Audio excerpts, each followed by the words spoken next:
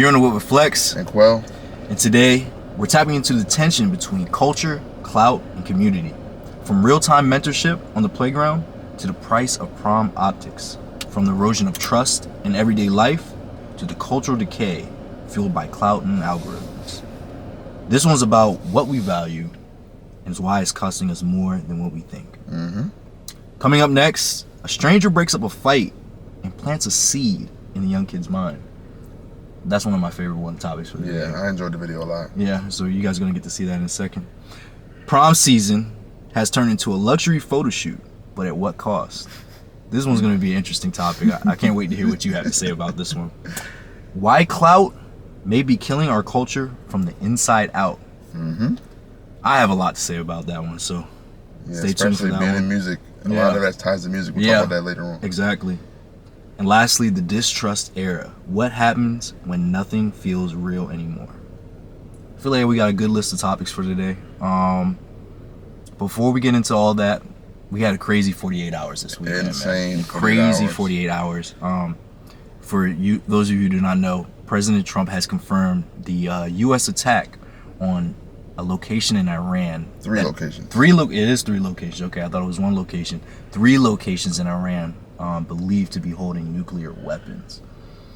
So before we get into the episode, I wanted to, pick your brain about what you heard about that. How do you feel about the decision to go into and, again, U.S. making themselves a part of foreign policy, foreign antics, whatever you want to call it, and how do you think this is going to shape the world going forward, not just the U.S., but the world going forward? It's just crazy how it's like just a repeat of in the last 25 years, it's been the same thing. Yeah.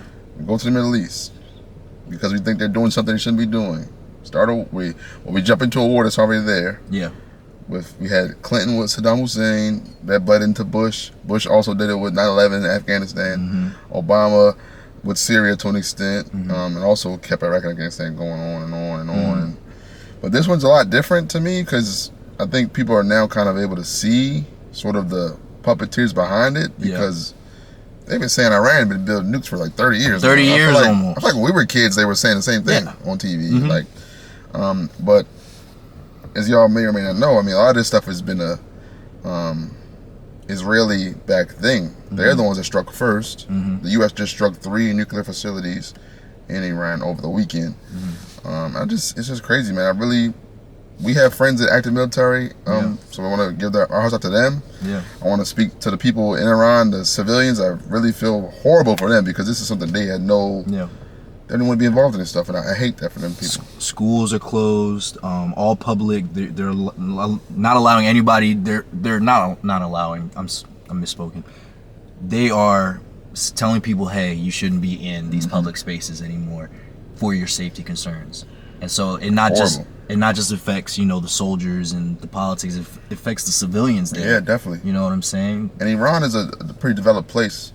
I know the media might portray it to you a certain way, but it's a developed place. They have full cities. They have full, subway systems. They have highways, stuff like that. A lot of stuff that people use every day that are now being under attack. They're getting bombed. Some people are trapped in their city because all the highways and roads out are so clogged or have been destroyed. So. It's horrible. It's really horrible. It's a shame that U.S. has been dragged into another war. Yeah. Trump, no new wars guy, is starting in a new war now. So it's just horrible. It's horrible. It's definitely horrible. So I heard today, doing a little more research, I believe in 2019, was it that Trump also attacked Iran before? This isn't the first time that we... I'm not 100% sure, but I wouldn't be surprised. Aiden can pull up the research for us on that one. But I won't be surprised. That sounds familiar to me. Yeah, so... But so much has happened between 2019 and now. I know, right? It's 10 years ago, basically. Yeah, so from my research, 2019, Trump also... I gave the go for a prior attack on Iran back in 2019.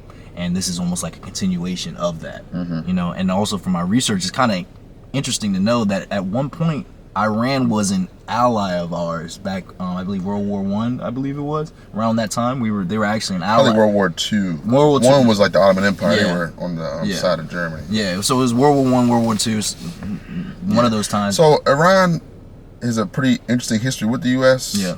Because we've destabilized them now, like twice. This might be the third time going into it. It was twice. Yeah, so we've destabilized them literally twice, which basically means they had a leader in charge. We didn't like the leader in charge. We sent people in. We spread dissent among the population.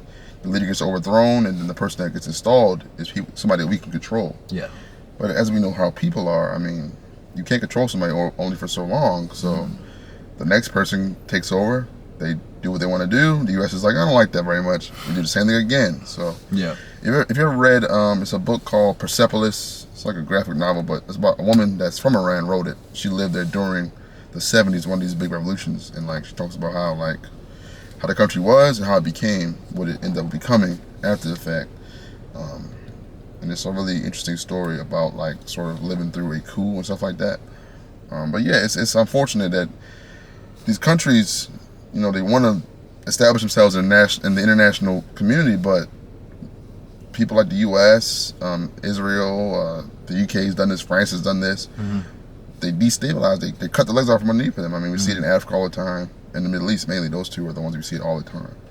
I mean, it's really unfortunate. And then this nuclear deal that Iran was a part of, that Trump basically ripped up, they had agreed to only use the uranium for like power plants and for like nuclear, like scientific research, basically. Yeah. They had been abiding by that the entire time, but for some reason, people were swayed to destroy the agreement and basically accuse them of trying to build nuclear weapons, which they've been accused of for decades, and they've never been proof of them doing that. And it's a shame because like they've tried to renegotiate it, but the diplomats that were going to the table to renegotiate it were literally, I'll just say, taken out of the game. I won't say the word I want to. I know. They were taken out of the game, and there were also nuclear scientists, Iranian nuclear scientists, who were taken out of the game by certain people because they don't want this thing to go through. They want to have a reason to convince people like you and me that, oh, this is justified because they have X, Y, and Z, which they probably don't. And we've seen this before with Iraq, right? There weren't any nuclear missiles there. Exactly. So how do you think this is going to affect the rest of the world? What do you think the next steps are? What do you think the reaction is going to be? Negative, for sure. Because I think the rest of the world can kind of tell what's going on, and that this is sort of Israel's play to destabilize the Middle East even more. So I don't know if it'd be World War III starting, because I don't think this is ever going to. That's what people are saying. It's trending towards. I don't think so. I don't think that'll happen. I think there's too much at stake for the rest of the world. Globally, yeah. It depends how aggressive the USA is with this. If there's boots on the ground at some point soon, then we'll see a big shift in the international community. In what way, I don't know, but I am afraid of that. So as of the time of this recording, President Trump did state that he's ready for another chance at negotiation with Iran. Do you think? I think it's kind of too late for that now. You already. We spoke about this before off the camera. Like, you can beat people down so long. Eventually, they won't want to negotiate. They've tried to negotiate. There was an Iranian diplomat who was lured to a place to negotiate, and he did not make it out of that place after the fact. And that was a negotiation with the U.S. and Israel. So, at this point in time, when you've done so much to these people, you've taken people out of the game. You've taken people out that want to negotiate.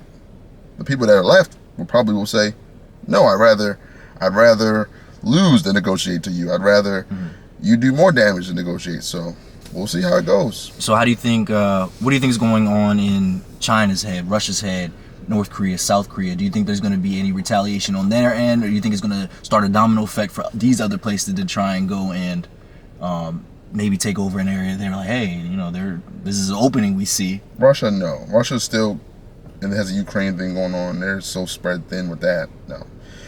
It depends how China approaches this, because they might not,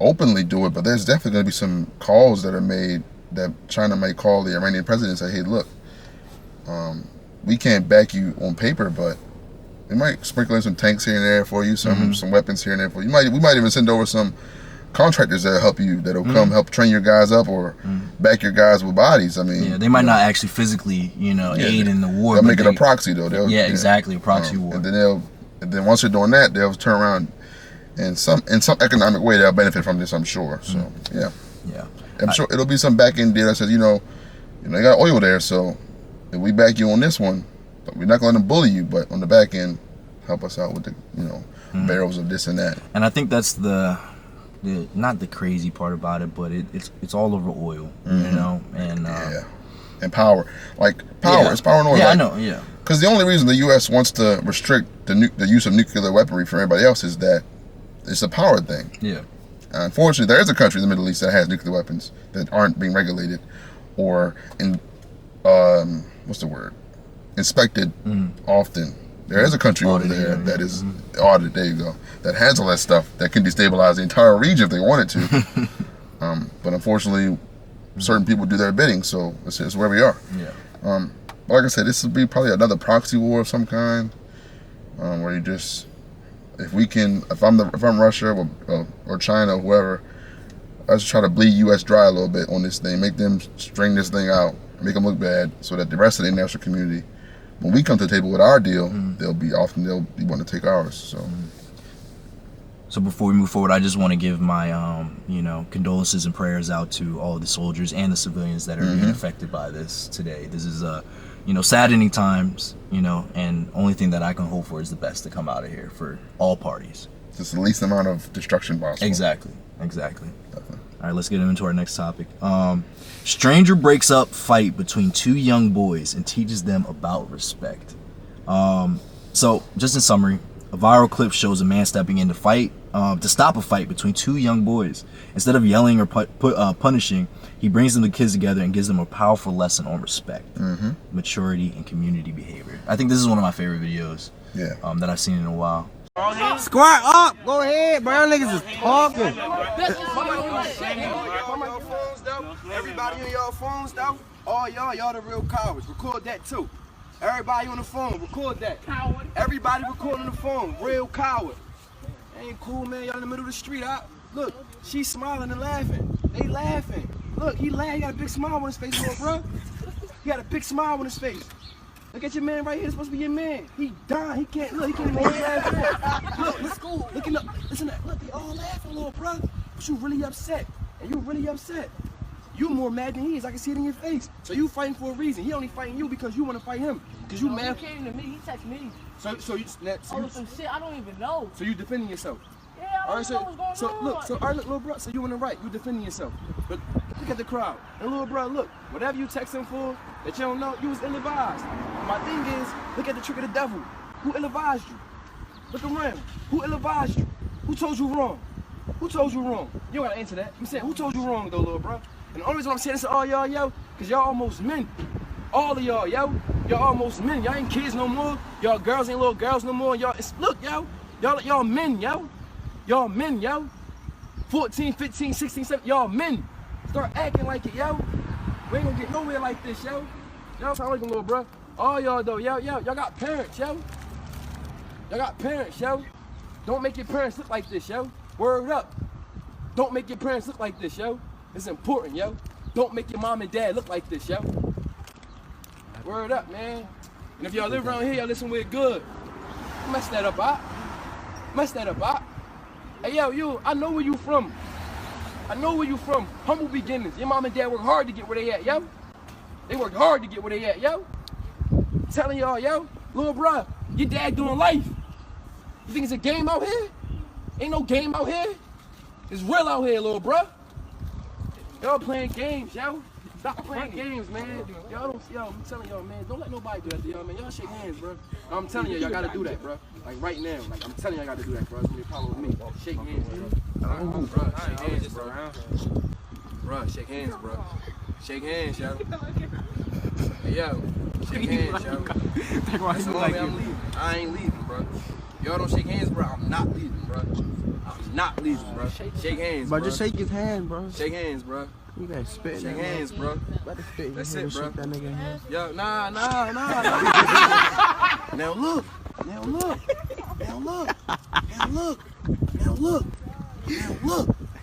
They want y'all to be enemies. Now look. He can't even stop smiling.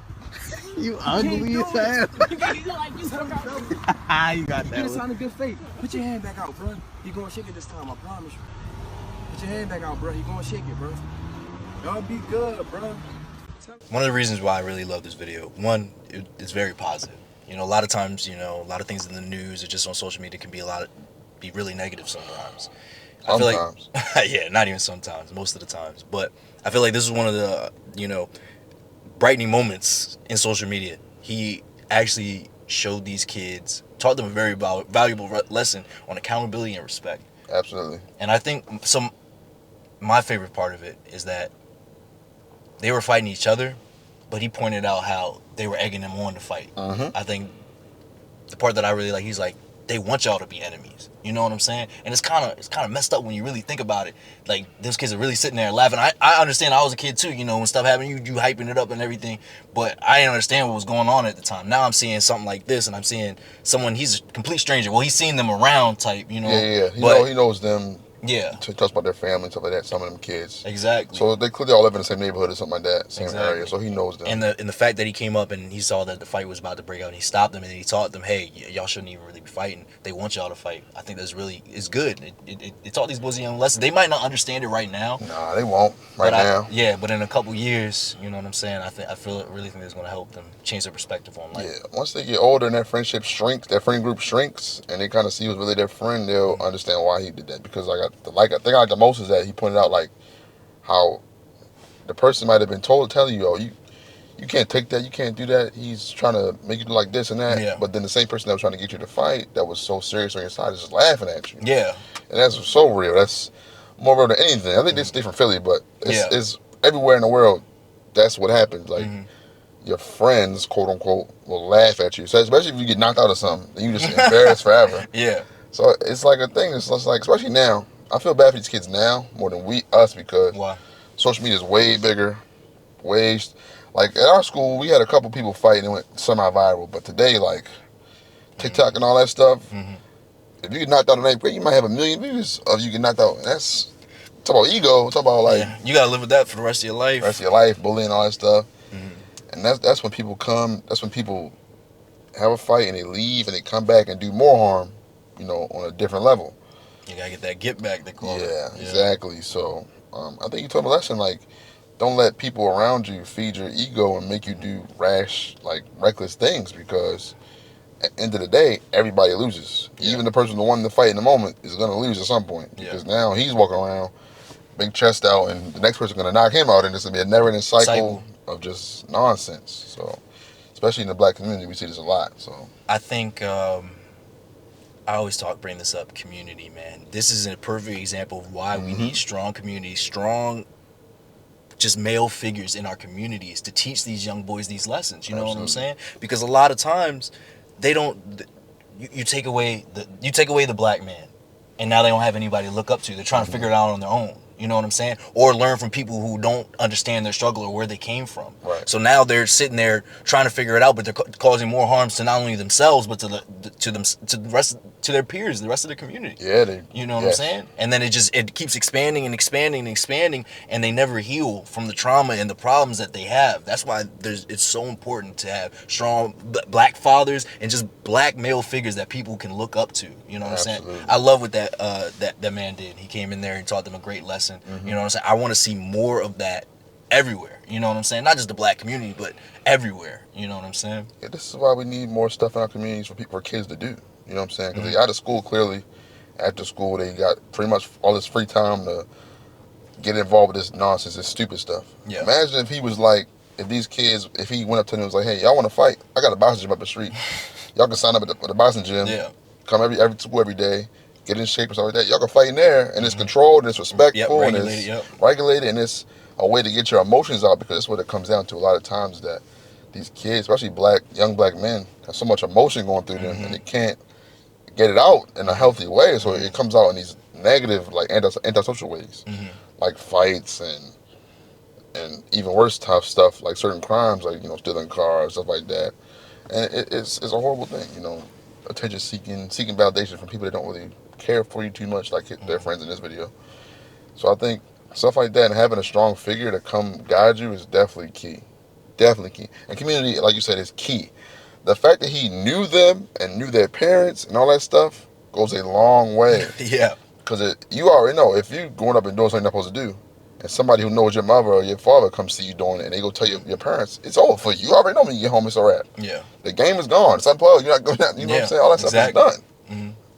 If not, you might get smacked. The door got to get smacked or something. You get the door. So, that stuff goes a long way. I think. So I was just talking to our friend Lou the other day about the same exact thing. About back in the day, we used to have these communities where, like, let's just say a parent is gone for just a couple days, for a couple hours. You know what I'm saying? Everybody's playing in the community, but the parent that's right couple houses down the street, if they see something wrong, they will protect the kids. But also, if the kid is doing something wrong, they will go ahead and discipline that kid, and then go and tell the parent, hey, I had to discipline the kid because of X, Y, and Z. And now the parents are like, oh, okay, I understand, because they trust them. They had a community. They built that foundation where they raised the kids together.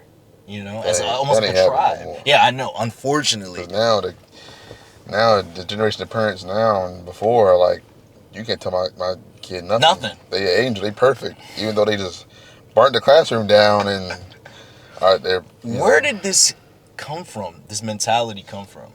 The lack of fathers, lack of.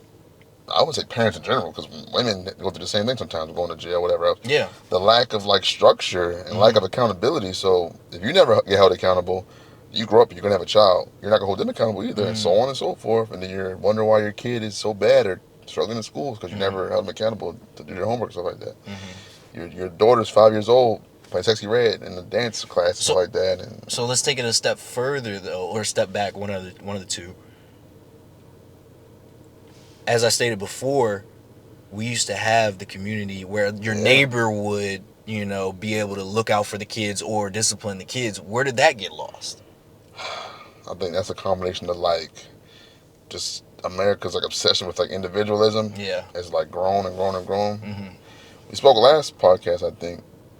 For our community, our people, and a lot of minorities, individualism is kind of a new thing. Yeah. We've always had communities that are closely knit. That comes from the tribal lifestyle, stuff like that. Always closely knit stuff. Us, Hispanic people, are very similar. Even some Europeans, I would say Italians, are similar. Is a close knitness that America doesn't like very much. America likes everybody to be for self and individualism, and I'll raise my kid how I want to raise him. And it's So is that an American culture? I think it's an American culture thing. Regardless of race, I think it's an American culture thing. Regardless of how you look, I think as American culture, you have to be for self. You have to be selfish, which is horrible. Yeah. Is that just something that you get from living here? I would say so, because living in America, you're encouraged to get money and leave your neighborhood. You're not encouraged to reinvest in your neighborhood. No, not at all. You're encouraged to leave from the hood and go live in the suburbs. And now you're different from the people you left, which is not really how it should be. It should be I have a good job now, but I'm going to stay here. I'm going to build my house up and be a good example for my neighbors and everything like that. So is this similar to the field versus the house? Remember we talked about how some people make money and they think that their skin color no longer matters once they get to the other side. Yeah. But it does matter. Yeah. And that's why you need to have people invest in their own communities. Yeah. I understand in the moment it feels like the people are ungrateful and they don't know how to take what you're giving them. They're not deserving, quote unquote. But it's because of stuff like this. The trauma's built up so long that it's they don't know how it looks when someone actually helping them. You know what I mean? Those kids are laughing because they don't know how it looks to see a black man with his emotions under control and speaking to them in a calm demeanor, explaining what's really going on to them. That's why they're laughing, because they're immature, number one, but they also have no example of this before. They think it's he tripping. What's wrong with him? Why is he over here bothering us? We just trying to fight, whatever. But as funny as it sounds, it's they don't have no example of that. Yeah. But if we had kept our mantra of building ourselves up, we would have examples all the time. If not your dad, your neighbor's dad, or your homeboy's dad. You know what I'm saying? Like Boys in the Hood, for example. Remember when Fury stalking all the kids and stuff like that? And that's Trey's dad. Now, Dope Boy don't have no dad at home, but Furious is basically a strong black male figure that he can see and say, okay, well, he's doing it right. And he didn't leave his neighborhood, though. He was a smart, educated guy with a good job. He never left, though. And he didn't leave probably for that reason, because he wants to show the kids around, hey, you don't got to do this and do what y'all doing to be here and be successful and be a strong figure. You know what I mean? Yeah. Masculinity is not only shown through violence and imposing your will. It's shown through being calm and disciplined and understanding everything you do has a purpose. I think that a lot of people, especially our people, our brothers, don't know that. Yeah.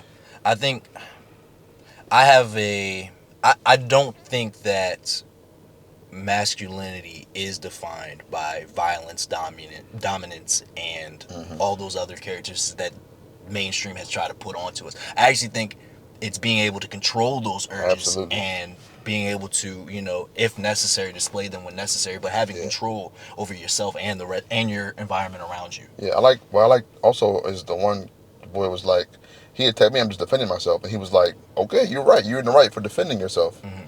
And then he turned to the other kid and was like, why are you even fighting him now? Like, what sparked this? And he already knew it was people pushing him on, Exactly, egging pushing him on him on. to do something.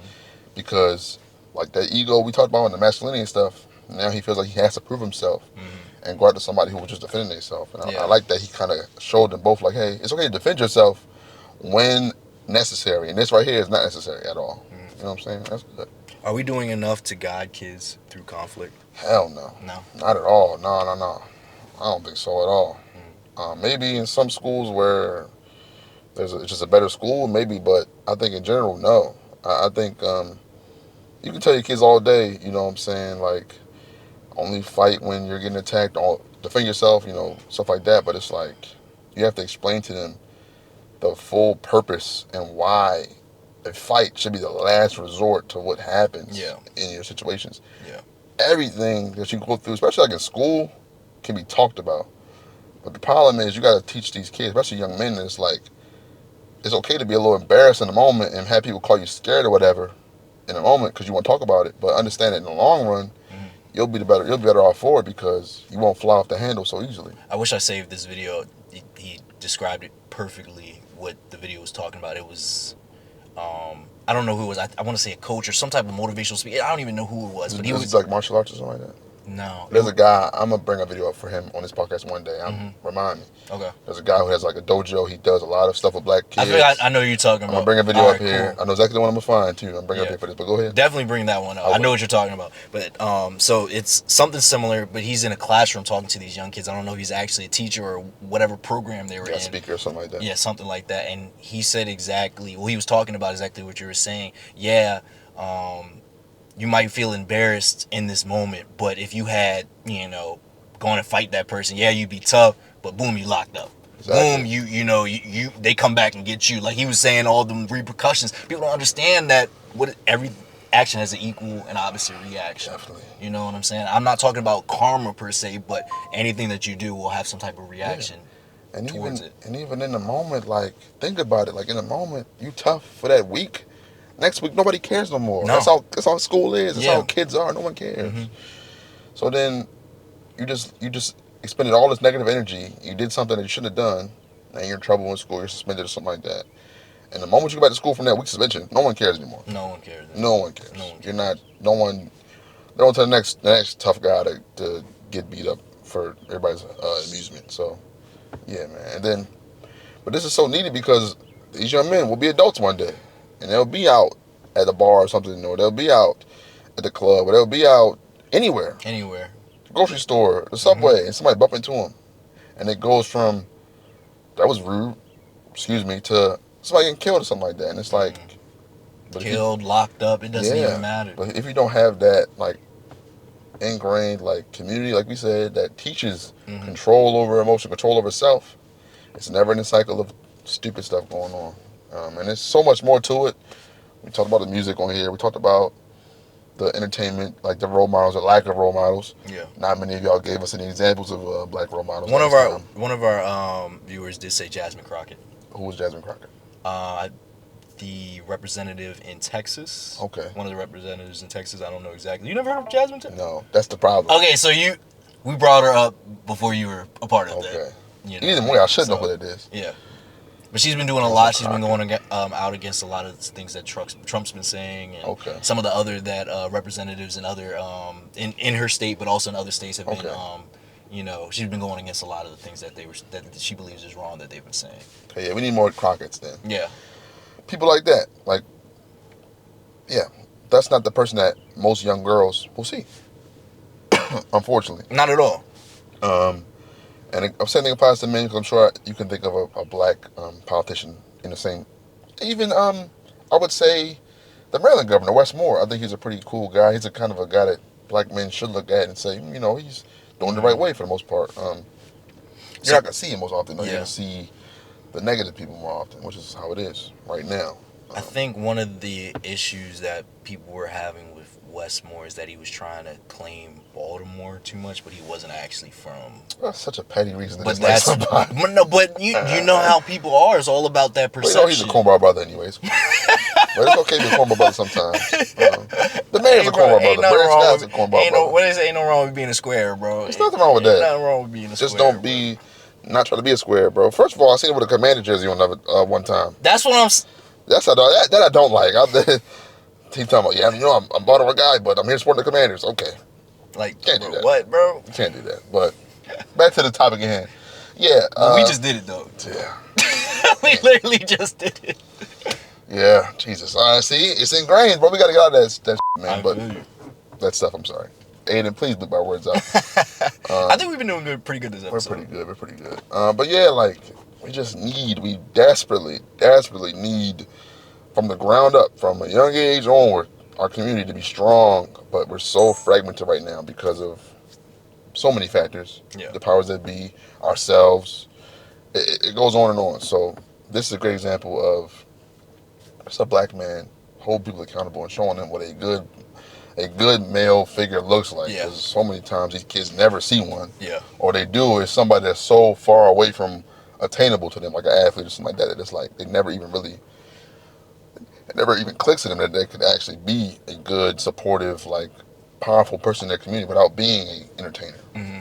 So I have two things that I'm thankful for. I'm thankful for having a good father figure that I could look up to for not only just being a dad, but being an example of how to live as a man. You know what I'm saying? I think that was really important. But also the second thing that I'm thankful for is the amount of people that I grew up with now becoming doctors and lawyers that I see. At least I'm talking about in my circle. I get to see. I know at least 5 doctors, and I know at least I know 1 or 2 lawyers, maybe 3. But I'm just saying that it's good. So I'm hoping that these people become examples for the next generation.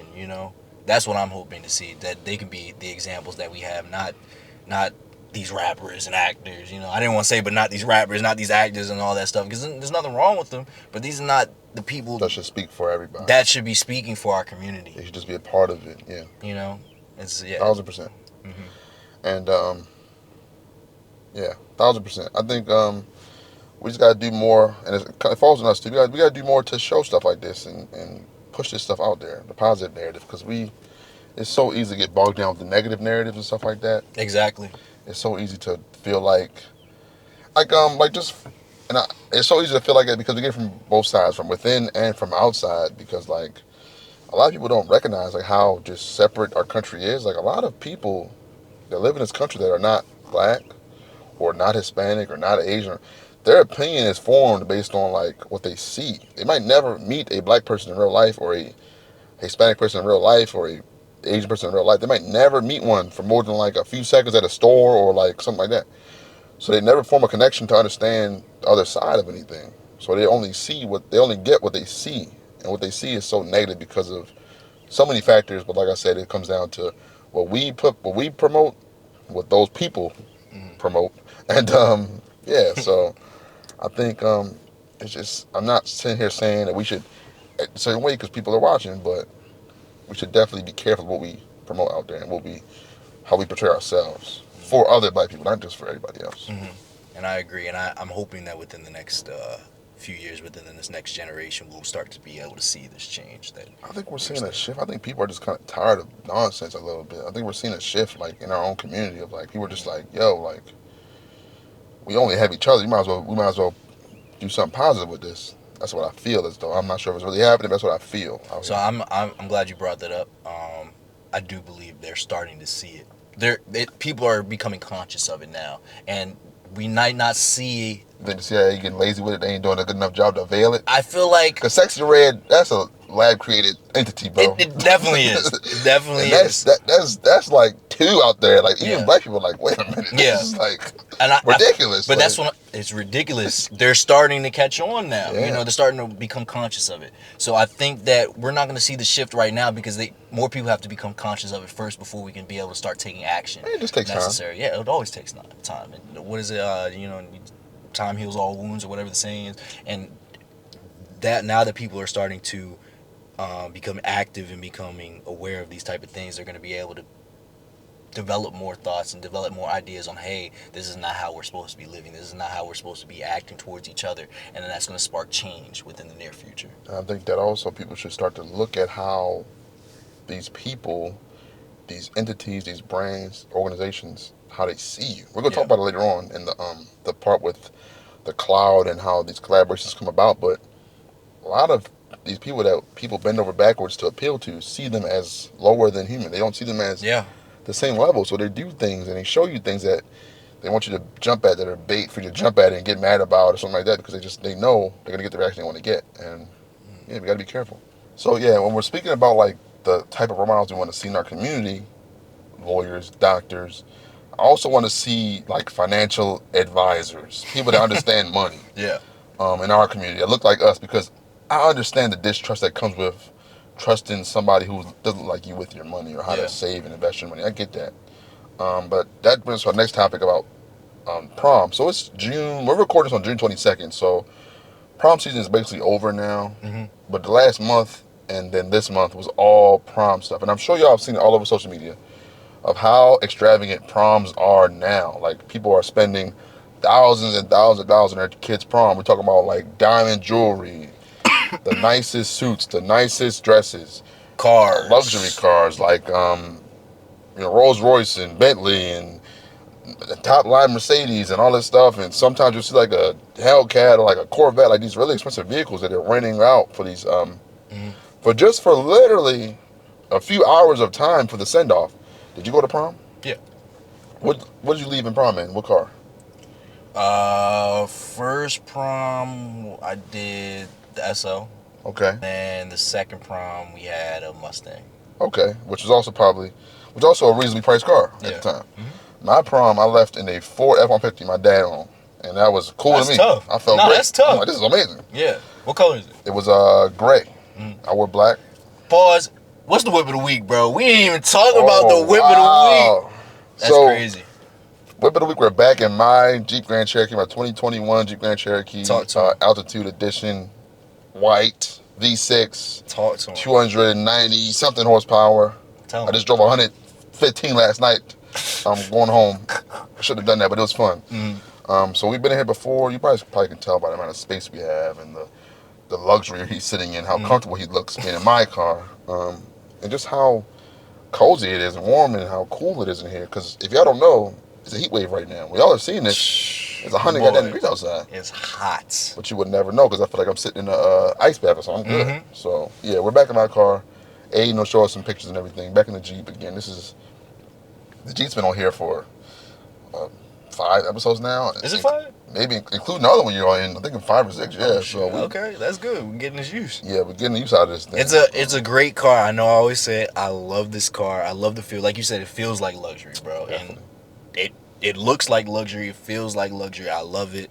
I don't really got much else to say, man. I just love this car, man. Yeah, I love doing the episodes in here too. It's nice and spacious, roomy. Spacious. You know what I'm saying? All the mics, everything fits perfectly fine. It's great. The cameras, they all sit at a perfect angle for us. They're high up, so we can kind of see more of us. It's a great situation.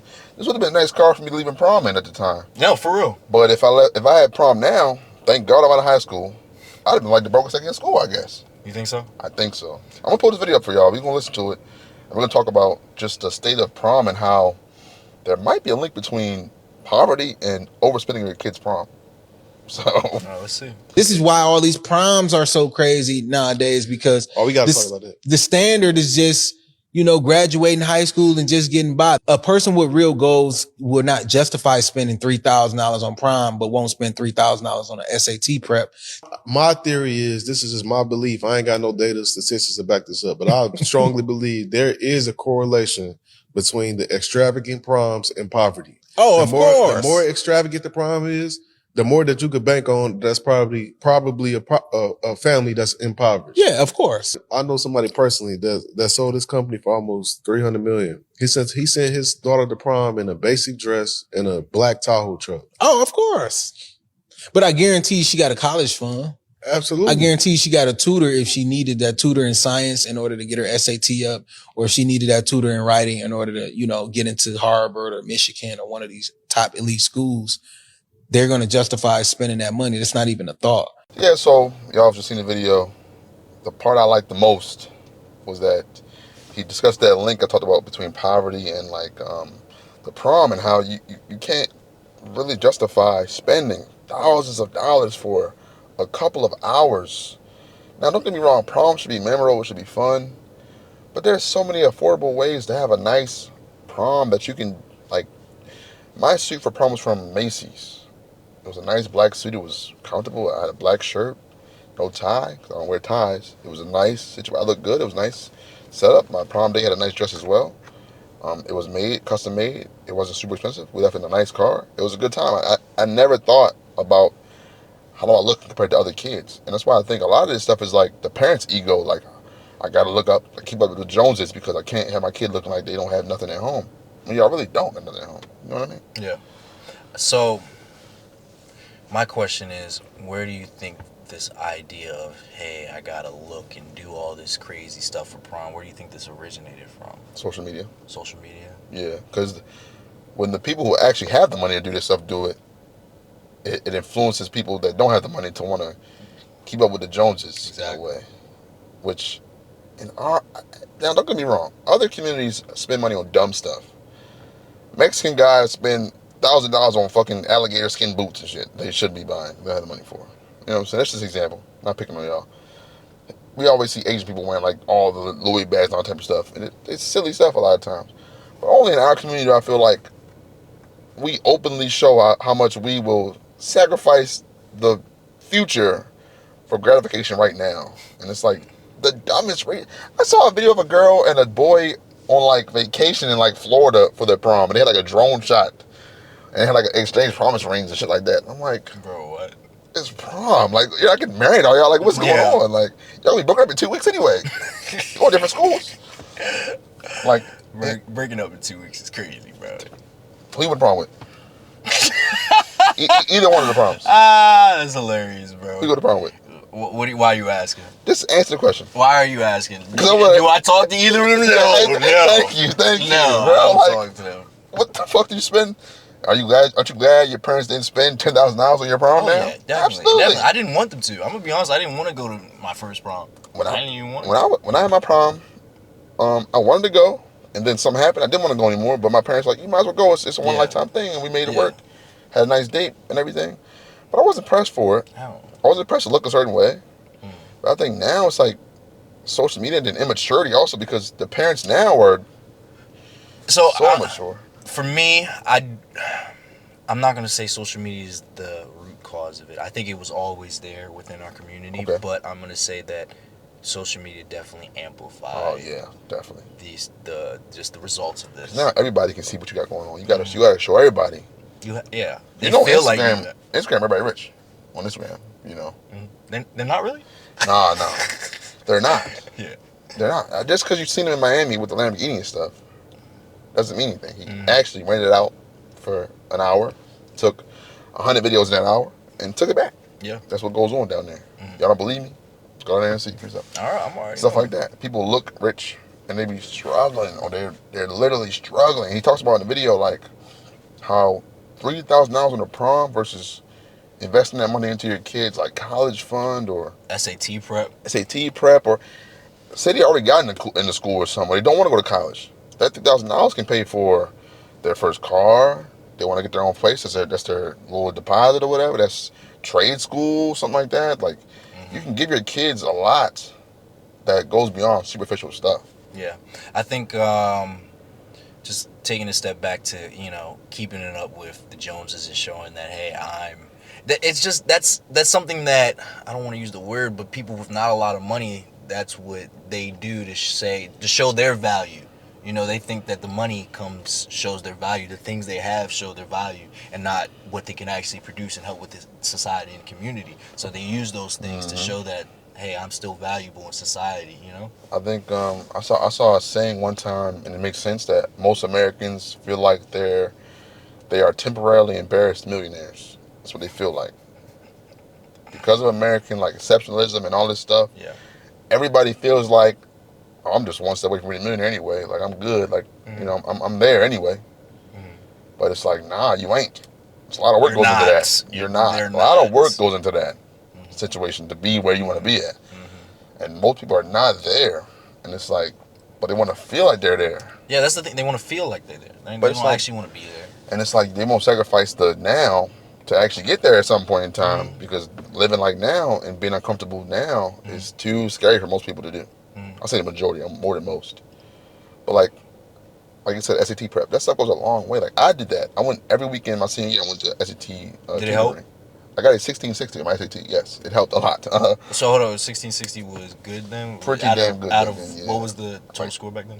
It was 24? I think 24, 21, something like that. It was 24, Yeah, 21? yeah. All right, cool. Because I think now it's like 16 or something now. Yeah. Okay. So I got 1660, and I got a bunch, buku letters in the mail from schools, like high-level schools that I didn't even want to go to, but I had a bunch of options because of that, and because of that time I put in with the school and everything. And I feel like my parents had made sure I did that because they understood, like, you know, the prom is cool, but it's one day, it's a couple hours. There's no point in wasting our money doing that when I could pay for him to do this. Or I could pay for him to go on his visit to the school he wants to go to or something like that. And stuff like that is what I was doing. So what we can say, though, I'm playing devil's advocate, that prom moment, that memory will last forever. It will, to an extent. But I feel like nowadays with the social media shit, I mean, it comes and goes. Your prom was cool, you was lit. What's next? What you doing now? That's how you feel? What y'all do after prom? What you do? What you doing? You can always look back, you can show your kids. What do we did for prom? As a kid, was gonna care. When he gets that age, maybe. Or she. Nah, that's lame, bro. Lame? That's lame. That's bro. lame, bro. You're 17. I think memories are important, bro. Definitely. But you can have a nice memory without bankrupting yourself beforehand. Like, you have a nice memory going on vacation with that damn money you just spent. That can celebrate your diploma. But now you get to flex on everybody with your Rolls Royce and, you know. Yeah. Flexing is fun. Flexing is definitely up there. Flexing is definitely a W. But, like, think about as the parent, right? So you spent this is my number I keep hearing, $3,000. Most of them probably fucking 5 or 10.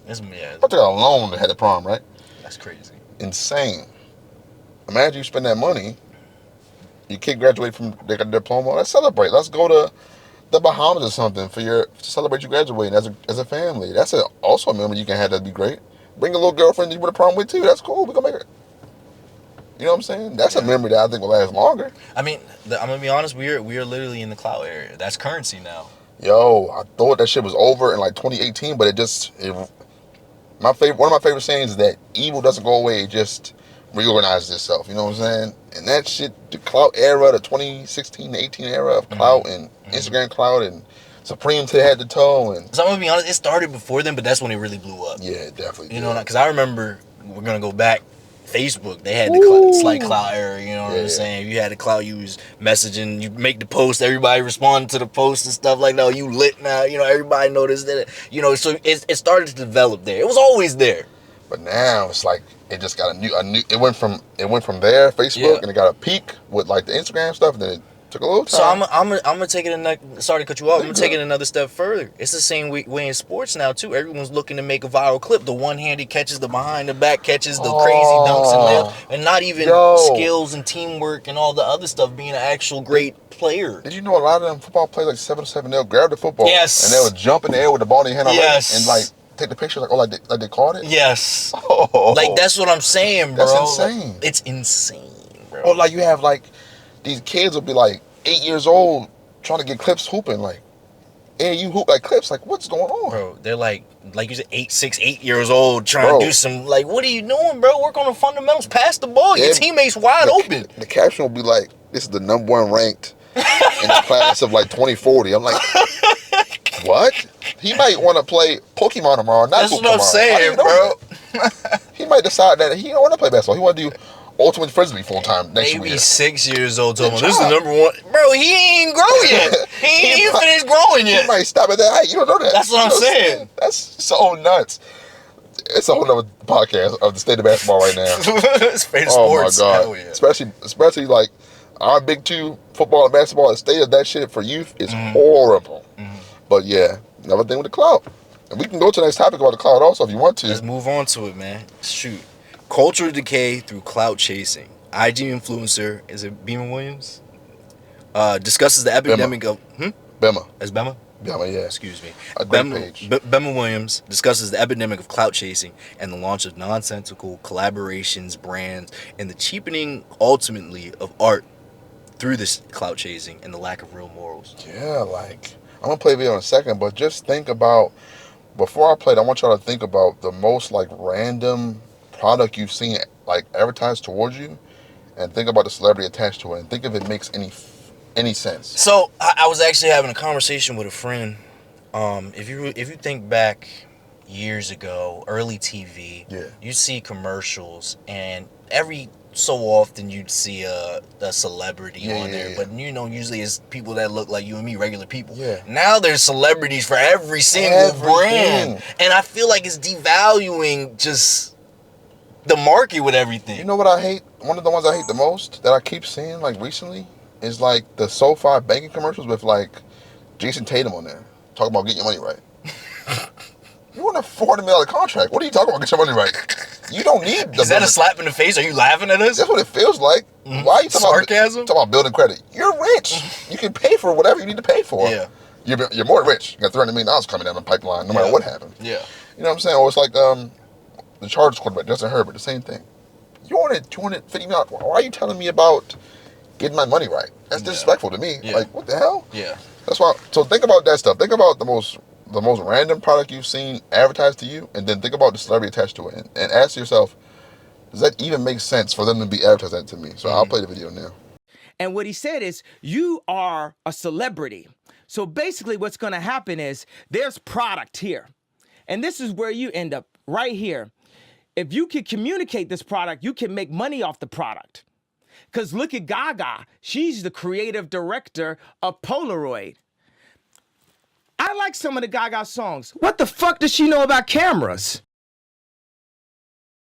Pusha T isn't just dissing Travis Scott. He's interrogating the character of a whole generation. Look, he's putting today's clout chasers on the stand and he's asking, do you stand for anything or are you just standing next to anything trending? Now, on Clips' latest single, So Be It, they're not just airing out one rapper. They're confronting a larger rock. Travis is just the poster child of a bigger problem. Look, we live in a time where clout chasing gets praise, but let's call it what it is, meat riding. From artists to brands, the thirst crimes are at an all-time high, going unchecked. I mean, who can forget The Rock launching a hair care line with no hair? Hey, Dwayne, I smell that bullshit you cooking, my guy. Mercedes and Ice Spice. I know Bruno Sacco is rolling over in his grave. When clout becomes currency, we don't just cheapen the art. We undermine taste. When taste disappears, we're left with algorithms that reward rot, not creativity. We're left with one of the world's biggest streamers not knowing one of the world's great lyricists. We're not just witnessing a generational gap. We're witnessing cultural decay. So when you see the Clips still doing a collab with BBC, that's a reminder that some shit still has a code. Now, collab cousins,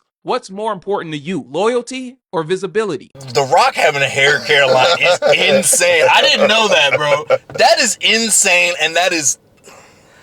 Think about it, though. They're just laughing in our face. Like, think about... They literally think you're so stupid that whoever you like will sell you anything. Does Mercedes really think that Ice Spice's fan base can do you think there's even know how to drive yet? B, are going to buy Mercedes anytime soon? Her fans are probably 12-year-old to 21-year-old girls. Yeah. Why are they selling Benzes to those kids? I don't understand that. Like, stuff like that, like, it's insane. Like, how this stuff, like, it's just... So, I have an answer to that question, or speculation.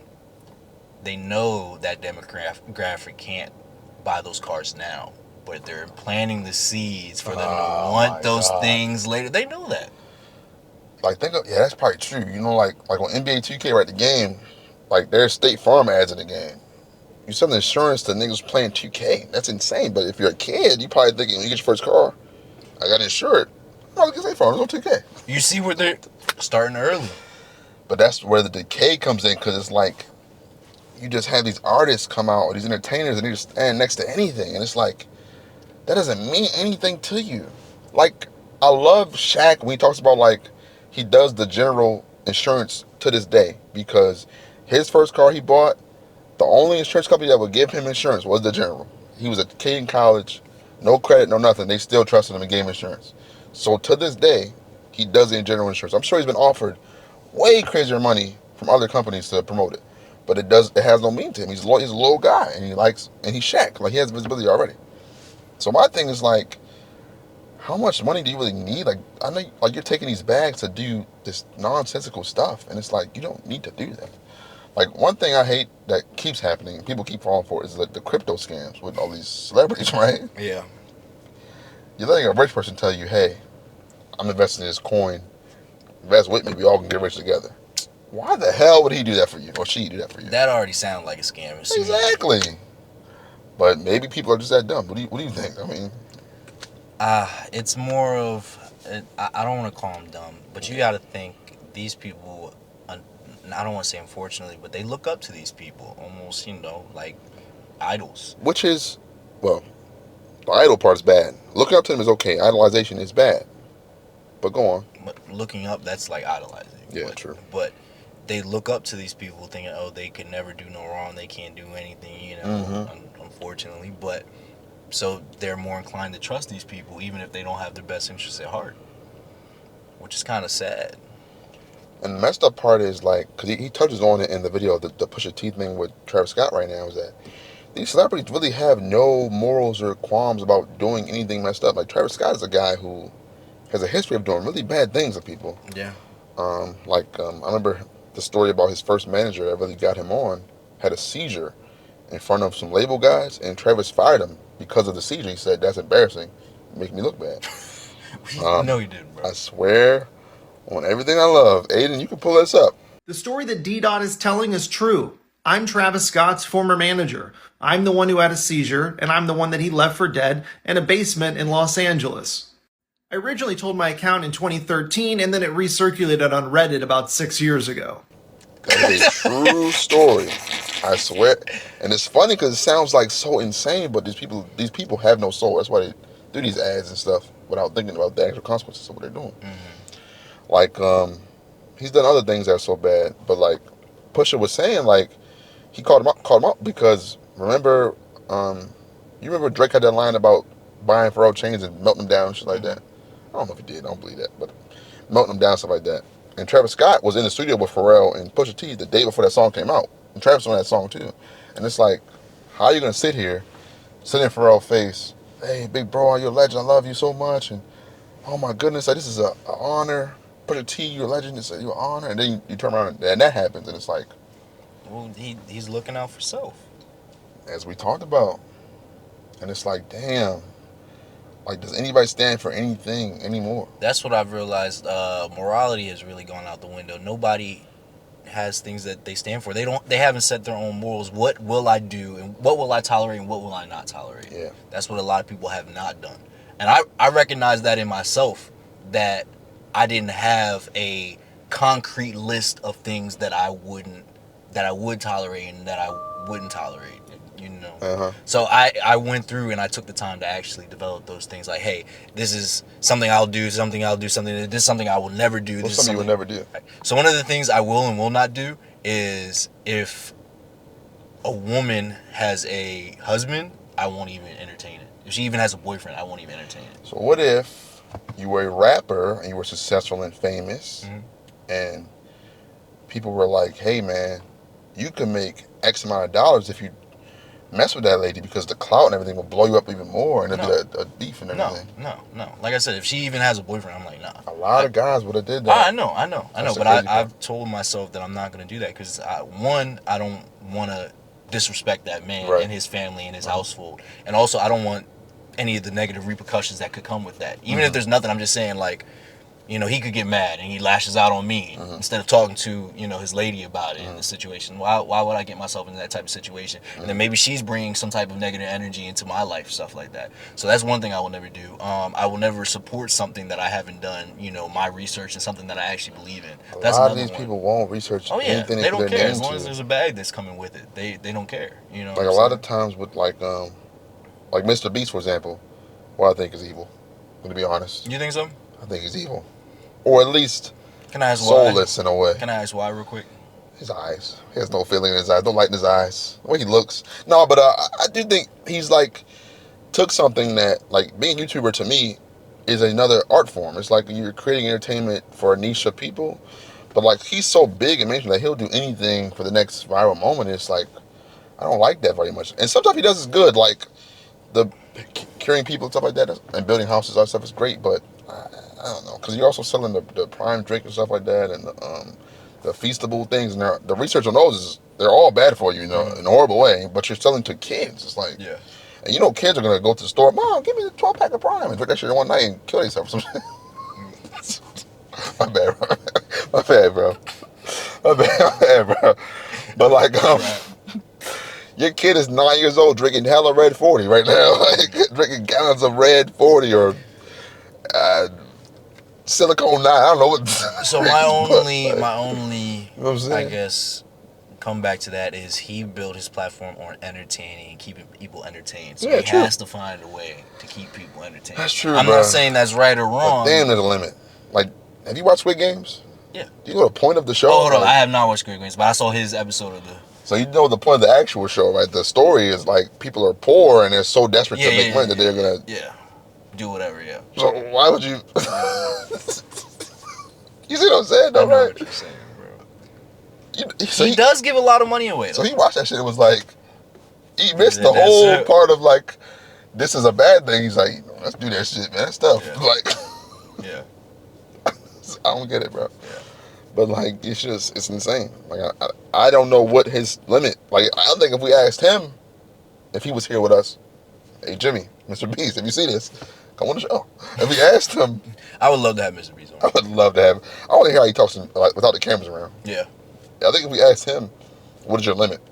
He would probably say something simple like, well, I wouldn't kill nobody. But like, that's probably it. Like, I don't think he would say anything beyond that because he's come close to killing people before. So. I think he's a little better than that. I'm hoping that he's a little Or like better. Logan Paul, somebody like that. I don't think that there has a limit of like what he would do. I think he would do anything to get more clout. So it's a whole nother tangent, but I just think like that's where the decay comes in. Of just like people eventually will start getting tired of like these meaningless collabs. Like this means nothing to me. Like this person telling me this means nothing because I can see how dumb it is. Like you're letting like say for example, one of these women who's known for being attractive, that's clearly had surgery of some kind. Why are you letting her sell you skincare products or flat tummy teas or something like that? Because it's the idea, the That you can fantasy, be them or close to them. So that's one of the things I hate about the fitness industry. Oh, yeah. The guys on steroids claiming to be natural. Whole time they got the worst acne possible on their Yeah. back, and Yeah. they gain 50 pounds of muscle in 6 months, and you're like, wow, I can do the same thing. Yeah, and they look like Thor and the Hawk, like in the Hawk. And Like Ashton Hall. You know what I'm saying? Like, yeah, like for real. He's not natty, bro. No, not at all. Not at all. But yeah, I just hate the fact that it's not just the older people, the adults. It's the young kids that are looking at these people, and they're like, either they go on this journey to get there, and then they realize it's completely unattainable, or they were like, okay, I need to do steroids now, and now they're going down that path. Everything is a grift. Everything is so grifting. Like, Yeah. these people are all just grifters. Mhm. Even the people that aren't necessarily bad people, from what we can tell, they're still grifters. Like, they just do things and they take these opportunities up that really are harmful to their bottom line, the consumer, who a lot of times are younger people. Like the fitness guys, a lot of that audience is like teenage boys. So, Yeah. and those teenage Young boys adults, will destroy their body trying to be something that they can't obtain naturally. Yeah. You know what I'm saying? Like, because in real life, like, if you look at most people that are in shape, they don't have the 6-pack, 8-pack abs. They don't have, like, the huge shoulders and all that stuff. They have a strong body. You can tell they're strong, but it's not as like attractive to the eye, I guess, as the stuff in magazines or whatever. And I think the sad part is like people will take any amount of money to shield that stuff, and it's like and it's like, where's the limit? Like, you're harming people every day. Yeah. That's why I think like we said, like in the video, like, why is The Rock selling me hair products? That's insane. He is bald, bro. He's been bald for like 10 years now. He's been bald since Fast 5. That was 2015. Yeah. That's 10 years ago. Yeah. What if that hair product comes out and it poisons people's brain or something like that? But he don't care. He got the money already. He good. Yeah, he doesn't care. Not a fan, dude. So yeah, I want y'all to think, like, in the comments, please, after you like and subscribe, of course, and share the reel. Thank you. And share the video. Thank you. Comment like examples of like the silliest ads you've seen. It could be a commercial. It could be some social media, because there's a ton of those. Or it could be like a YouTuber doing a video and they cut for that little ad read. It's like something that they have no reason to even advertise. Like, why? Like I said, my example was the NBA players advertising the bank card, like the debit card, the bank account, telling me how to get my money right. You don't have any idea of what I'm doing to get my money right versus what you got to do. You know what I mean? So. And I'm glad you brought all this up, because it leads us into our next topic, talking about man saying that we now live in the distrust era. Absolutely. I think so. I think we are too, living in a distrust era, only because we're waking up to these facts of, hey, The Rock selling us hair products, you don't have hair, you know stupid. what I'm saying? And then, our politician and our leaders saying one thing and then doing another. No new wars. But I think I'll play the video in a second. But I think it's so bad now that people are now retroactively distrusting shit that's already been proven to work, because they don't trust anything people say. And like, part of it is like, you can say, well, they're just crazy people, but like, I understand why someone would not trust a lot of this stuff, is because like they've been told one thing and another thing has occurred so many times, and it's like, who do I trust? And a lot of times, that's when you have people who are bad actors come into the play. Exactly. And they influence people to do stupid things for their own profit or clout, whatever, because they see that these people are vulnerable. So I'll play the video now. We distrust everything, yet we keep getting scammed. Welcome to the distrust era, where trust in systems, brands, and institutions is at an all-time low. Yet we believe a random creator selling a meme coin or a new fitness hack that's guaranteed to help us lose weight. It's algorithmic psychosis built off the backs of 24/7 attention slot machines that have us questioning whether the NBA draft is rigged, if our non-stick pants are actually safe, that the Super Bowl is decided at the beginning of each season, or the belief that gov entities don't have our best interests at heart, or checking your partner's location 100 times a day because some tweet told you to. The distrust era is being fueled by two things. One is just the byproduct of failed promises from brands, institutions, and systems that we were supposed to believe and trust in. And two is the fragmentation of communication and its role in algorithmic psychosis. The era of attention at all costs is in full swing, and we're starting to see the cracks manifest. Welcome to the distrust era. First thing I want to say, we did an excellent job with these topics. They all connected one and another. Bangers. But going back to the video, he's right. It's the skepticism is caused by the consistent, lack of congruency in institutions, relationships, social media, just within the communities. It's just the lack of congruency. Yeah, man. I think this really hit us, like, it really became like maximum overdrive after that big event in 2020 that I won't name. And then from then on, with distrust with so many things, like, we're at the point now where people distrust like the polio vaccine. And it's like, that's got 100 years of evidence that it works. But because of other things that happened, people have this lack of trust that they cannot shake. And now you have people that are coming into power, whether they be politicians like Robert F. Kennedy Jr., who's a psychopath, but he's in control of our health, and he's a guy who said that he started doing heroin and he became a better student because of it. He also ate a dead bear outside of the road. He has worms in his brain also. But anyway, people like that now have influence because they look different and they sound different, and they sound like they're speaking more like real, I guess, than like the government or like the average like scientist or someone like that who's done the research, because other people have done one thing or said one thing and done another and messed up everybody else's lives, that they don't have anyone to trust anymore.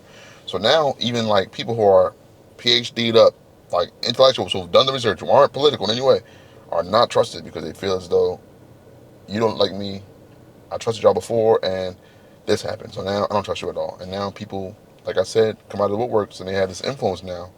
Like people on social media they have enough clout, they can say whatever and people will believe it because they have no reason to trust the established government or whatever else. And I think it goes both ways because the government does lie a lot of stuff. Yeah. And people are aware of that now more than ever because they actually start to do a little more research than they used to do. But now it's like it goes both ways now because it affects negatively the people who actually should be trusted in a way. So we see all this. Yeah. We see the lies, or we see the lack of congruency. Mm-hmm. That's my favorite word today, apparently. But how do we begin to rebuild this trust? I know I'm jumping ahead a little bit, but how do you think? Like in institutions, like in, I honestly, man, to rebuild the trust, man, it would take. I honestly don't know if we can do it. I think it takes a dramatic thing happening where people feel like they have to trust the powers that be to an extent, because, like I said, there's doubt in established things now that are proven to work or proven to be true. And I think it's because, like, I don't know how to explain this properly. I'm trying my best, y'all. Work with me now. I'm working.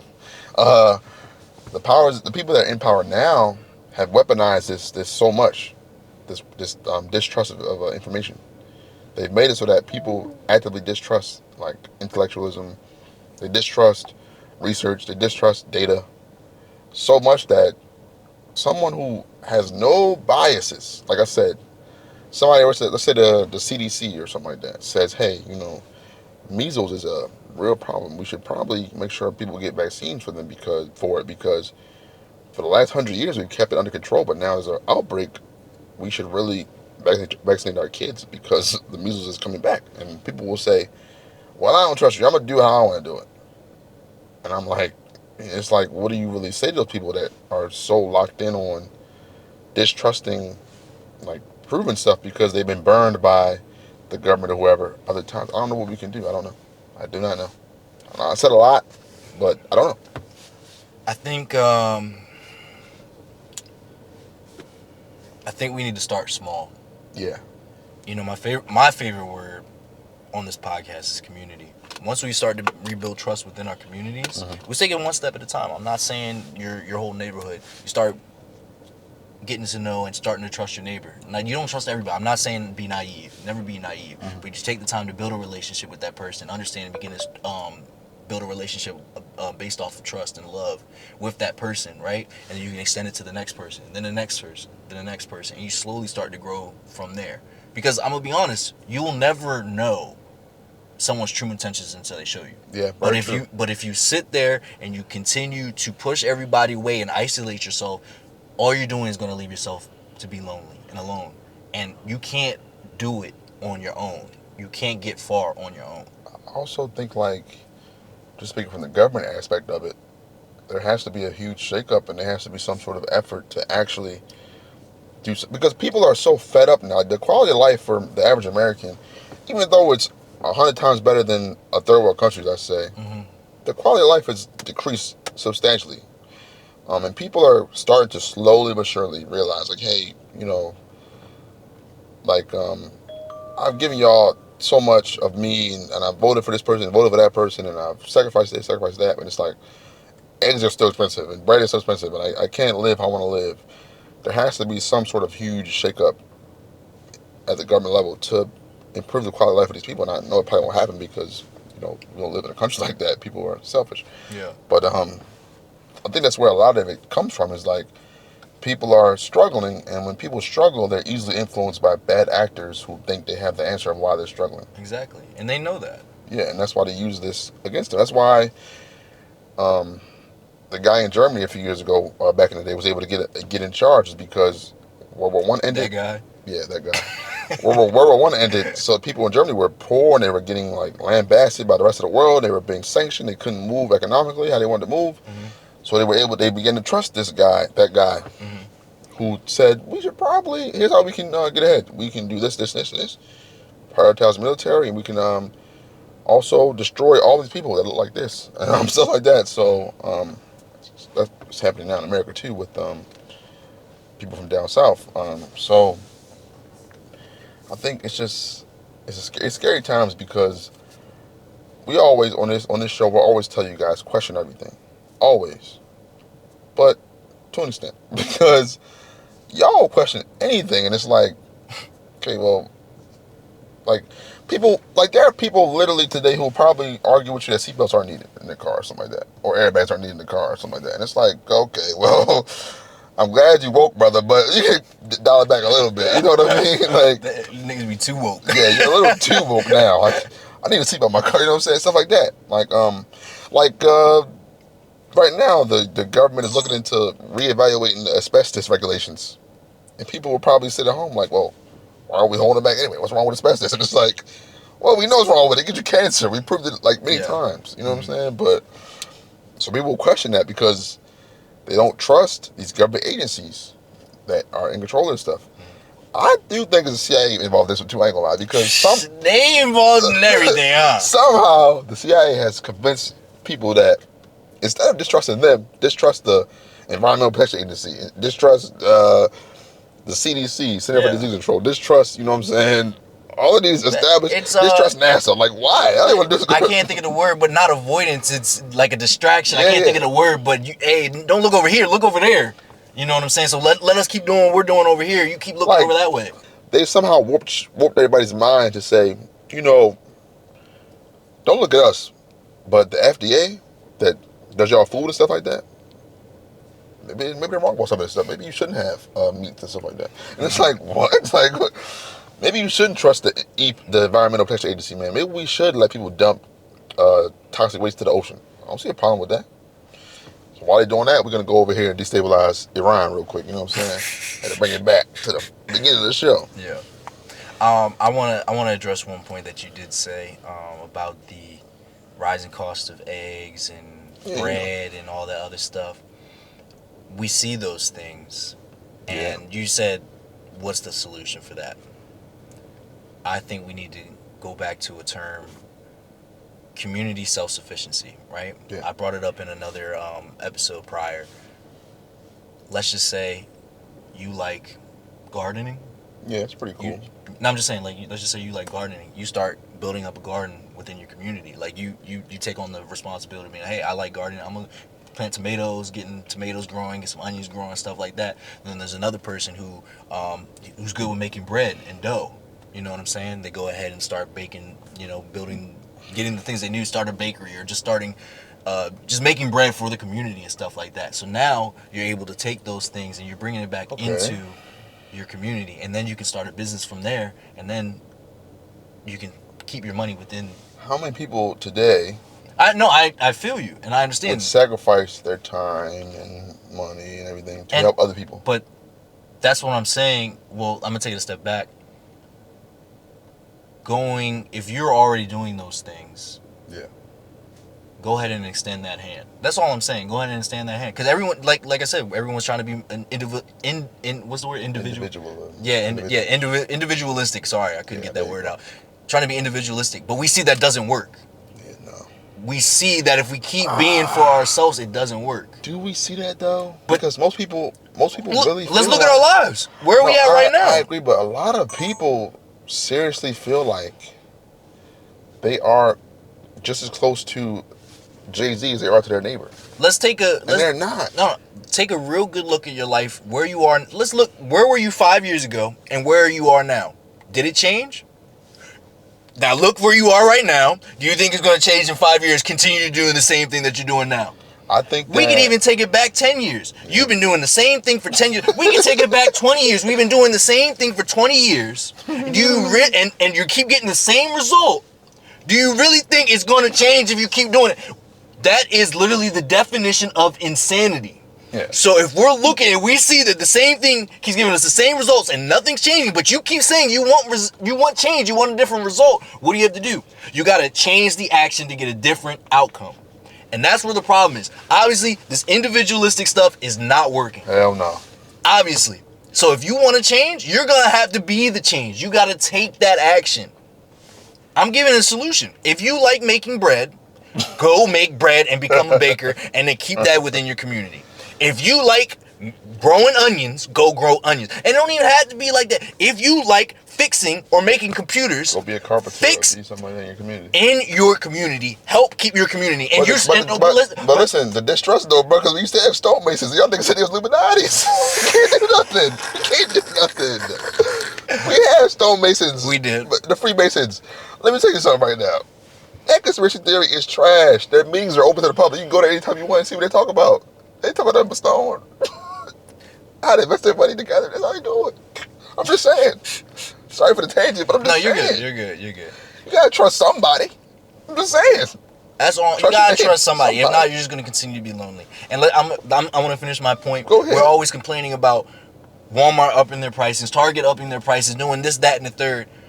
But you won't support, or even start. You won't start and then support your own local bakery, Walmart, mom and dad pop shop. You won't do that, but you complain about those things, and then you still go and spend money at Walmart. Last week, though, the black-owned store, they might cuss you out for having the electricity on too long, bro. Remember what that? No, you're right, bro. We got a lot of stuff that we need to change, man. I'm just offering a solution that I think that we'll start to actually see some changes. The theme of today has definitely been community, right? Building up each other. Yeah. That's what I think it comes down to.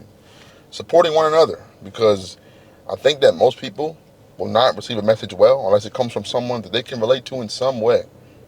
And unfortunately, a lot of that comes down to race. But it also could come down to like economic standing, stuff like that. I think people need to embrace each other around, like people around them, and then we can build outwards, like you're saying, build outwards, and the trust will come back slowly but surely. But it's just like, man, I just feel like the government has to do something for its people to give them the tools to do this. I'm gonna say one thing. I disagree with that last statement you had. I will always say I'm not waiting for anybody to come and save me, and I can't sit here and expect a handout from the government. And I don't mean that in any disrespectful way. But in my opinion, if we want to see change, we have to be that change. Well, let me rephrase it. The government should realize at this point in time that the amount of they burnt out the American people essentially, and at this point you have to realize that you have to do something. I'm not saying people should wait for it to come, because it might not ever come. They have to do something to recognize and reconcile with the people, because most Americans, whether they know it or not, whether whoever they vote for or not, they're voting because their life is not where they want it to be. And the problem is that the government acts as its own thing instead of taking care of the people. And they know that, and that's why Trump went into office. Yeah. He went to that demographic of people. He knew what they wanted to hear, what they've been lacking, and he said, I will be that person to give you what you've been asking for however long it's been. Mm-hmm. And that's where it comes. So they know that, and I don't want to say playing on that, but they're playing on that. The people who are winning at life understand that. Like Lyndon B. Johnson said, bro. Lyndon B. Johnson said this, president. He said, you can convince the poorest white man that the black man is stealing from him, he'll fight him against him for you too. The quote is, I'm butchering it, I'm sorry. But eventually, at some point, you convince him enough that he'll give you money out of his pocket. You know what I'm saying? Like, quick, to put the quote up, because I butchered that horribly. But it's a great quote, and it's true. Like, the government has bid us against each other for so long that at some point we have to look and say, hey, we're on the same team. We're all broke right now, struggling. But we're struggling because of decisions that they make and how they put themselves first. And that comes down to the community. You have to look at your neighbor and say, look, I know we're different, especially if we have a diverse community we live in. Yeah. We're different, but look, we live in the same damn house. We drive a similar car. I ain't got a new grill. You got a new grill? You got a charcoal grill still, right? I want the propane joint. You know why I can't afford it? Because of what the powers that be have done to us. We both struggling. Yeah. And neither our situation getting better. Hell no. Getting mad at each other. Exactly. So it must not be us. So now the government has eroded our trust in them, and now they've eroded the trust that we have in each other on top of that. And it's like, oh my God. But taking it back to the beginning of our episode, I do think that people are starting to see that I do think so. Yeah. us. I think, like, especially like right now, like the stuff we keep bringing up Donald Trump here because he's the president, right? But like, I've seen so many people, like big time influential Trump supporters, that are like, hey, I don't like this at all. Like Tucker Carlson, this Fox News guy, he's not Fox anymore. He's speaking out against them. Yeah, I heard about that. Marjorie Taylor Greene, who's like up Trump's behind, she's spoken against him. Like a lot of influencers have spoken against him. Like Joe Rogan, who's like the biggest, like one of the big reasons why Trump even won. He's like against a lot of this stuff. Theo Vaughn. So I think people are slowly but surely seeing it. But I think, like you said, we need people to take that action, the next step. Like, don't wait till they tell you not to like it no more. Like, take the next step to say, I voted for this guy, or I voted for these people in my community, or the president, they doing that for me. I got to build up my own. And I got to do it. And I would hope that along the way, we all can see that we're on the same level, the same page. We should work together to do it. Yeah. That's all I can hope for. That's all we can hope for. I do believe they're starting to see that change. And it's hard for some people to be like, hey, I made the wrong choice, a wrong decision. Yeah, or man, I it's was difficult. wrong. It's just hard to say I was wrong. It takes a lot of accountability. Yeah. A lot of especially when it's something as important as like your vote. You know what I'm saying? It's hard to be like, yeah, probably shouldn't have done this. But I think that we're slowly but surely getting to a point where people are kind of realizing that they can be wrong and nobody's gonna attack them for it. Slowly but surely, because people still do attack them for it. They still do. Yeah. Especially on the internet. Yeah. Internet's It is funny though when the lady who made the song about Donald Trump, her husband got deported. That's pretty funny. I'm not gonna lie. That's pretty funny. For real. I will vote for Donald Trump. That song, you seen that? I didn't, but that's insane. I would vote for Donald Trump. She made a song, whatever, and then her husband got deported. That is, it's not. That's not funny. It's not funny, but you see why somebody would be like. Is that irony? Yeah, it's ironic. But you will see why somebody might be like, that's what you get. Like, instead of being like, damn, I'll support you. Because I know your husband's out of the country now, your income might be low, I'll support you. You just see why somebody would be like, that's what you get. You know what I'm saying? Because like, we're taught to be so tribalistic away from each other. It's always combative. When it shouldn't be that way. We all live here together. We're stuck here. We're forced to be diverse here together. We might as well, and at some level, work together. So, yeah, I think we had a really good talk today, man. We hit a lot of good points. Like I said, it was very congruent today. They just all happened to line up. It was great. Yeah, I loved it. Yeah, man. I think it was a great episode. You have anything to say before we wrap it up? Just like we said before, just try to love one another, man. Like, just try to uplift each other. Yeah. It's a long road. It's a long road. It's not going to be easy, and it's not going to happen overnight. I don't expect it to happen overnight, but I do believe change is coming in a positive way. We're gonna have to go through the dark to see the light first. I mean, you have to go through the dark first to see the light.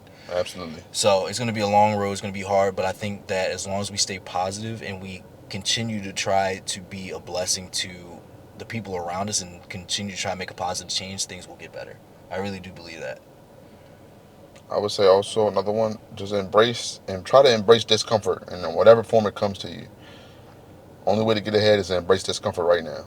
That's usually how it goes. Whether it's taking a risk with a business idea, or it's taking a new position at your job that's more responsibility to it, or even bigger than that, like you got to move somewhere far away for an opportunity that you have to take. Embrace that discomfort that you have in that moment, because that's how you get ahead in life. I'm also say to weigh the risk versus the reward too. Sometimes it's good to just jump into something and just say, hey, let's go do this. But at the same time, I do think it's necessary to say, hey, okay, I have this idea. Let me see, what is the pros to this? What are the cons to this? And then weigh the two and then see, okay, is this the best decision for me? And also, I will say, like the man in the video earlier with the fight, if you see something that you feel like you can teach somebody in you find a teachable moment, that you can sort of be that teacher in that moment, do it. I know it might seem like silly or like cringe in the moment, because like it probably is, but you just might reach one of those people. Yeah. Whether they're kids or adults, men or women or whoever. Doesn't matter. You might reach one of those people, and if you reach one, you can teach one. That's just make a huge difference for the next generation or the current. But yeah, that's one thing I'm gonna be working on. Really, if I see something that I say, I feel like I can help that person in that situation, I'm gonna really try and actually reach out and give a hand to that person, and hopefully I can make a change. I feel like that's one of the hardest ones for me, not because, so I used to do that a lot, but it was more, I started to I became conscious that I started to becoming more individualistic because of the stuff that I was seeing, some of the reactions I was getting, and I was letting that kind of stuff deter me from doing the stuff that I was That's already a big doing. thing. Like in the video we saw, the kids kept laughing and stuff like that. He could have easily walked away and said, "Y'all listen, man." Yeah. And walked away, but he didn't. And that's the key. Understand that the person receiving your message might not always receive it in that moment, but at some point it'll click. Yeah. Like, damn. Exactly. When those kids are like, I don't know how old the video is. When those kids are like 25 or something like that, they might think back and say, "Damn." I know at least one of them kids. I know a couple of them, but I know at least one of them is gonna be like, "Dang, he was talking about that." I remember when Big Bro came up and talked to us in the middle of the street. Yeah, like it could be that the next time they about to fight and they look around and people are laughing again, they might say, "Damn, he was right. They really don't care about me," and they walk away. You never know. Yeah. And especially now with social media, they might see this video again when they're adults and be like, "Oh, damn." Yeah. So, yeah. Is there anything else you want to say? Any shout outs? Any? shout out to our friends, Darrell, Brandon, and a few others we know that are in the military right now. I know it's hectic right now, and you don't know what tomorrow really holds for you. But keep your head up. You made the right choice. Yeah. We're gonna keep you in our prayers. Absolutely. For your safety, it's everyone else's safety that's involved. We thank you for your service. Another thing I want to shout out. Shout out the fans, everybody who's been tuning in every week. The growth has been amazing. The support has been amazing. We thank everybody for all the comments, all the likes, all the shares, subscriptions, everything. We're still growing. Yeah, and I love the conversation that we've been having in the comments. A lot of people have been talking in the comments, so it's been great. But I love the dialogue that we've been having there. I really appreciate it. We just want to make things better, man. One episode at a time. One step at a time. So, yep. Make sure you guys like, comment, subscribe. Yeah, and I'm gonna do the tip of the week. So the tip of the week: clout fades, respect lasts, but substance wins every time. When everything becomes performance, truth gets blurry. In the distrust era, we need more people who will build, guide, and stand firm in purpose, who will make it real and make it last. Amen. You in the Whip with Flex and Quell. Catch y'all next episode, man. Peace.